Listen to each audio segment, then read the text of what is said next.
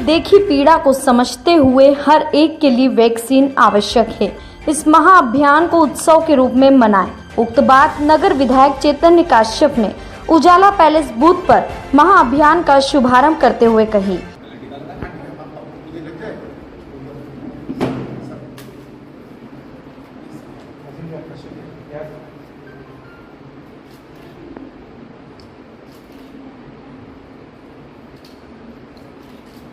विधायक काश्यप ने जनता के नाम दिए अपने संदेश में कहा, आज 21 जून विश्व योग दिवस के उपलक्ष्य में मध्य प्रदेश सरकार ने टीकाकरण का महाअभियान प्रारंभ करा है। हमारे प्रदेश के मुखिया शिवराज सिंह चौहान जी भी आज इस अभियान का प्रारंभ भोपाल में करेंगे और यह अभियान भारतीय जनता पार्टी ने एक अभियान के रूप में, उत्सव के रूप में लिया है। आज रतलाम नगर में 49 वार्डों के अंदर एक साथ इसका शुभारंभ हो रहा है और निश्चित तौर पे इसमें कई धर्माचार्य, समाज के प्रतिनिधि, जनप्रतिनिधि, सक्रिय हमारे खिलाड़ी सभी लोग आज इसमें भाग ले रहे हैं और जनता में भी उत्साह है। आज शुरुआत हुई है, सब केंद्रों से अच्छी खबर आ रही है और मेरा बूथ 100% टीकाकरण का हो, इस प्रण के साथ में हम लोग सब जागरूकता में लगे हैं। शासन प्रशासन की व्यवस्थाएं भी है और मुझे उम्मीद है कि हम रतलाम में कल जिस तरीके से 0 पॉजिटिविटी रेट आई है, हम निश्चित टीकाकरण के लक्ष्य को प्राप्त करके तीसरी लहर को रतलाम के अंदर चर्चा का विषय भी नहीं बनने देंगे।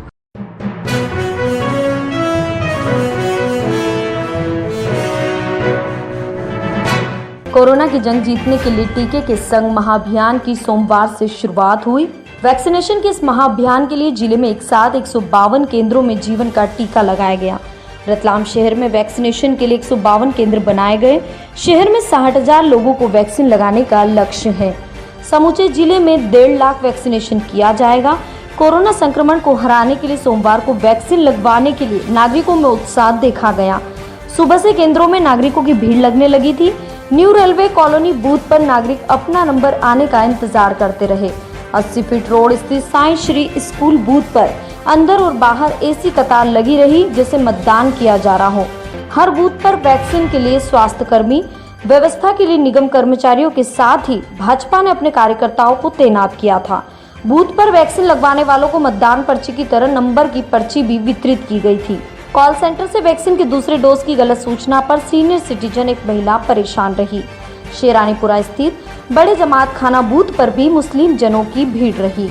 हर व्यक्ति कोरोना के वायरस से इतना डरा नजर आया, जो वैक्सीनेशन है पहली जरूरत समझ गया। महाअभियान में बिना किसी रजिस्ट्रेशन के टीके लगवाने से नागरिक खुश हैं। आनंद कॉलोनी स्थित लॉ कॉलेज बूथ पर भी रहवासियों की भीड़ रही। 18 साल की उम्र होने पर पहले वैक्सीन लगवाने पहुंची सलोनी सालवी का स्वागत किया गया। वैक्सीन लगवाने पहुंचे युवाओं और महिलाओं का कहना था, आपका पहली वैक्सीन लगवानी है? हाँ, ये सर। तो आपको ये पता कैसे लगा वैक्सीन लगवाना चाहिए?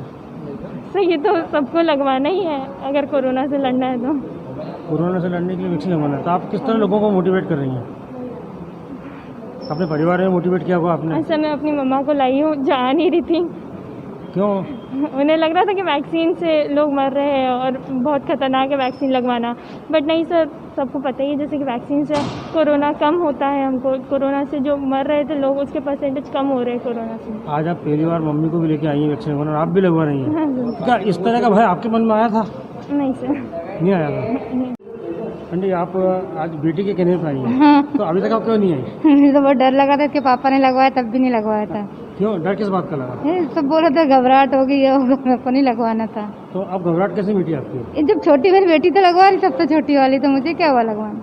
तो अब आपको डर नहीं है? नहीं है। तो ये वैक्सीन लगवाने होगा, फायदे क्या होंगे? फायदा क्या होगा? आने वाले एक बार और तीसरी लहर तो आएगी, उससे तो बचेंगे। दूसरी से तो बची गए, तीसरी से ही बचेंगे लगवाने के बाद। नहीं लगवाएंगे तो निपटेंगे तीसरी में।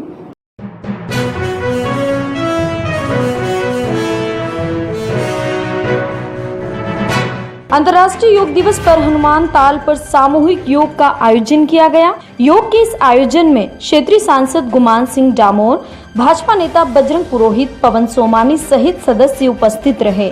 कोरोना गाइडलाइन का पालन करते हुए योग की क्रियाएं की गई। इस मौके पर सांसद गुमान सिंह डामोर ने कोरोना काल की पीड़ा को समझते हुए योग के महत्व और वैक्सीनेशन के लिए प्रेरित करते हुए कहा, 21 जून से हमारे देश में निःशुल्क वैक्सीनेशन का महाअभियान चल रहा है। मैंने दोनों टीके लगवाए हैं और मेरे पूरे परिवार ने भी दोनों टीके लगवाए हैं। मैं आप सभी से अनुरोध करता हूं कि इस निःशुल्क वैक्सीनेशन के महाअभियान में स्वयं टीका लगवाएं, पूरे परिवार को टीका लगवाएं, स्वयं स्वस्थ रहें, पूरे परिवार को स्वस्थ रखें। कोरोना से लड़ने का ये एकमात्र हथियार है, इसमें जरूर अपनाएं। आप सुरक्षित रहें, अपने परिवार को सुरक्षित रखें।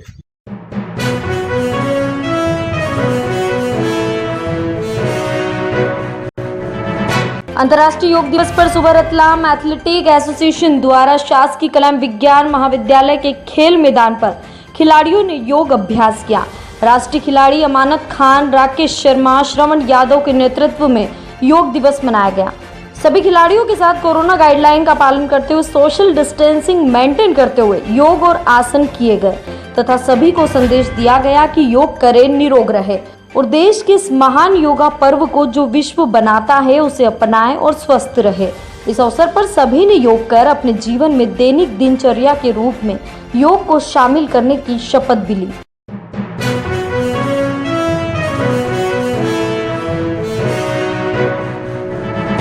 वैक्सीनेशन बूथों का अवलोकन करने निकले निगम आयुक्त सोमनाथ झारिया को रिटायर्ड कॉलोनी क्षेत्र में जन समस्याओं को लेकर जनता के आक्रोश का सामना करना पड़ा। इस क्षेत्र की हालत दयनीय है। गड्ढों के साथ भयावह कीचड़ ने रास्ते बंद कर दिए। क्षेत्रीय रहवासियों का आना जाना भी मुश्किल होता जा रहा है। निगम आयुक्त के पहुंचते ही रहवासियों ने उन्हें घेर लिया।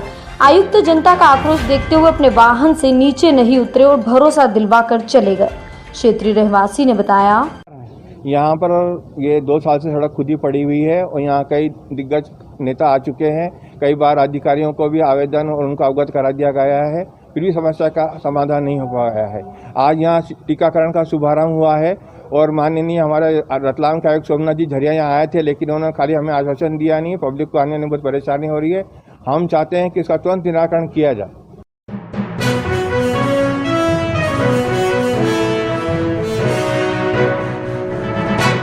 नर्मदा बचाओ आंदोलन की नेत्री मेधा पाटकर जिले के लाल पानी की समस्या से ग्रस्त गांव के दौरे पर पहुंची। उन्होंने भोजाखेड़ी, अरनिया पीथा और सेजावता गांव पहुंचकर जल प्रदूषण की स्थिति देखकर ग्रामीणों से मुलाकात की।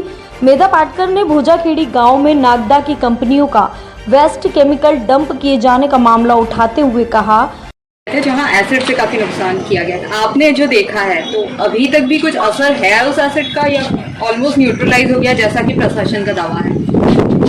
प्रशासन का दावा जी, ये दावेखोरी हो रही है आजकल राजनीति में।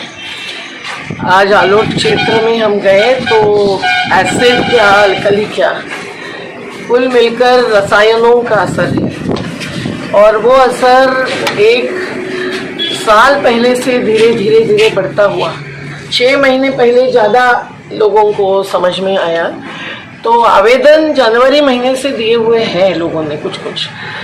वहाँ के विधायक महोदय ने भी आलोट के मनोज चावला जी, उन्होंने भी फरवरी में आवेदन दिया है। कुछ किसानों के जनवरी के आवेदन हैं, लेकिन उस पर कोई कार्यवाही नहीं। और आज स्थिति ये बन गई है कि वो जो केमिकल्स एफ्लुएंट्स हैं वो स्रोत तो नागदा में ही है, ऐसा लोगों का साफ कहना है, लेकिन स्रोत कौन सा, असर कितना, कहाँ से केमिकल्स कौन ला रहे हैं, कहाँ डाल रहे हैं, डंपिंग कहाँ हो रहा है और इसके लिए दोषी कौन है, इसकी जांच अभी तक बाकी है। केवल अभी 8 दिन पहले जो जांच शुरू हुई है उसका रिपोर्ट नहीं आया है, पर आज धरातल की हकीकत डीपी धाकड़ जी और राजेश पुरोहित जी और बाकी सब हमारे साथ थे और दिनेश दुबे जी ने भी ये बात ध्यान में लाई थी। लेकिन यहाँ जो हमने देखा आलोट में, जैसे भोजाखेड़ी गांव में, वहाँ एक गौशाला में जो असर आया, कुछ मौत हो गई जानवरों की, तो गौवंश को बचाने के लिए इन्होंने टैंकर से पानी देना शुरू कर दिया। लेकिन उसके बाजू में जो गरीबों के मकान है वो आज भी लाल रंग का पानी पी रहे हैं। अभी सरपंच ने आश्वासित किया है कि वो तो उसके पीछे पड़े, पर ये केवल सरपंच लेवल का भी नहीं, प्रशासन का काम था, क्योंकि एक जगह केवल पानी का रंग बदलकर असर रुक नहीं सकता है। ये जो एफ्लुएंट्स है वो कहीं ना कहीं ट्रीटमेंट प्लांट के बिना बाहर निकाल रहे हैं या आधी अधूरी ट्रीटमेंट कर रहे हैं। दूसरी बात कि वो रसायन जो ट्रांसपोर्ट का एग्रीमेंट होगा कंपनी और इनके बीच में, उसके तहत कोई ले जाते जाते या तो जाते हुए डंप कर रहा है या वहां जाने के बाद आते हुए कुछ और भाड़ा मिले इसके लिए वेस्ट लाकर डंप कर रहा है। बड़ौदा में, अंकलेश्वर में, तापी में हमारे जो कार्यकर्ता संघर्ष कर रहे हैं, हम जानते हैं कि वो पर्यावरणविद हैं और उन्होंने सुप्रीम कोर्ट में कई केसेस जीती हैं। 2012 और 2017 का पर्यावरण सुरक्षा समिति की याचिका में जो फैसला है वो स्पष्ट है कि इसके लिए दोषी किसको पकड़ा जाएगा, पोल्यूशन कंट्रोल बोर्ड के जनरल सेक्रेटरी और मुख्य सचिव। लेकिन यहाँ तक आज किसी को भी दोषी करार नहीं किया है। अगर ट्रांसपोर्टर कोई भी हो, वहां एक दिनेश शर्मा नाम लिया जा रहा है, तो जांच होनी चाहिए थी। और उनके जो प्रिंसिपल एम्प्लॉयर है, उनके ये एक प्रकार के एम्प्लॉयज है या कॉन्ट्रैक्टर्स है, लेकिन उनको भी दोषी पकड़ के कम से कम उनकी जांच तो होनी चाहिए थी, वो भी नहीं हुआ है। और जो असर आया है वो पानी पर असर है, पानी से नदी पर असर है और नदियां एक दूसरे को मिल रही है। तो क्षिप्रा में एक बाजू अवैध रेत खनन से क्षिप्रा पूरी खोदी गई है, वो भी अवैध है। और दूसरी अवैधता यह है कि क्षिप्रा से फिर चंबल तक गया होगा पानी। गांधी सागर के आजू बाजू के गांव भी, गरोट तहसील के गांव भी बहुत प्रभावित हुए हैं, ये खबर आई है। और यहाँ खेती पर असर, आखिरी बात करें कि जानवरों पर, पानी पर खेती पर असर जो है, हमने देखा कि कहीं नारायण सिंह है, कहीं शंकर सिंह है, इनके पपीते के बगीचे खत्म हुए। इतने पपीते ज़्यादा से ज़्यादा होते हैं और गिर पड़ते हैं, उसको जानवर भी छूता नहीं है, उसके टेस्ट भी नहीं है, तो बर्बाद हो गया। प्याज का बगीचा कहीं, खेती कहीं बर्बाद हो गई, कहीं अमरूद का बगीचा बर्बाद हो गया। और इसके पंचनामे भी नहीं हुए हैं अभी तक, एक आध पंचनामा हुआ है। आज एसडीएम और तहसीलदार ने आश्वासित किया है कि हम लोग इसकी तत्काल पंचनामे बनवाएंगे। और हमारी मांग है, सभी किसान हमारे साथ आए थे, कि हमारी नुकसान भरपाई देनी पड़ेगी। ये जो बॉटल है ये आप लोग वहीं से लेकर आए, ये वहीं का पानी? बिल्कुल, ये ग्राउंड वाटर है वहाँ के एरिया? बिल्कुल, वहाँ आलोट के ही लोगों ने लिया हुआ पानी का सैंपल है।